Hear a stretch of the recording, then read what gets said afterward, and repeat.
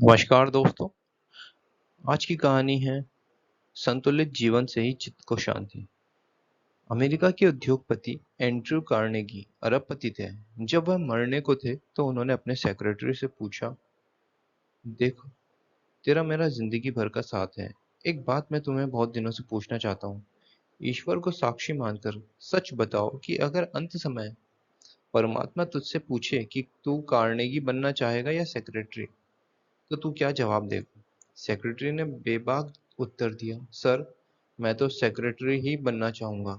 अरबपति कार्नेगी बोला, क्यों? इस पर सेक्रेटरी ने कहा, मैं आपको 40 साल से देख रहा हूँ। आप दफ्तर में चपरासियों से भी पहले आ जाते हो और सबके बाद जाते हो।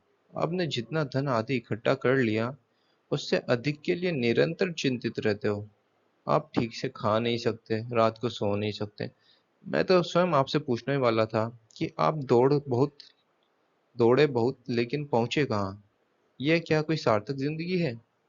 आपकी लालसा, चिंता और संताप देखकर ही मैं ईश्वर से प्रार्थना करता हूँ कि हे भगवान, तेरी बड़ी कृपा जो तूने मुझे एंड्रयू कार्नेगी नहीं बनाया। यह सुनकर कार्नेगी ने अपने सेक्रेटरी से पूछा, मेरे मरने के बाद तुम अपना निष्कर्ष सारी दुनिया में प्रचारित कर देना।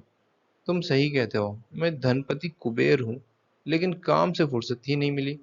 बच्चों को समय नहीं दे पाया, पत्नी से अपरिचित ही रह गया, मित्रों को दूर ही रखा।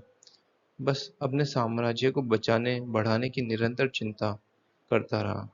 अब लग रहा है कि यह दौड़ व्यर्थ ही थी। कल ही मुझसे किसी ने पूछा था, क्या तुम तृप्त होकर मर पाओगे? मैंने उत्तर दिया, मैं मात्र 10 अरब डॉलर छोड़कर मर रहा हूँ। मेरी आकांक्षा 100 खरब की थी, जो अधूरी रह गई।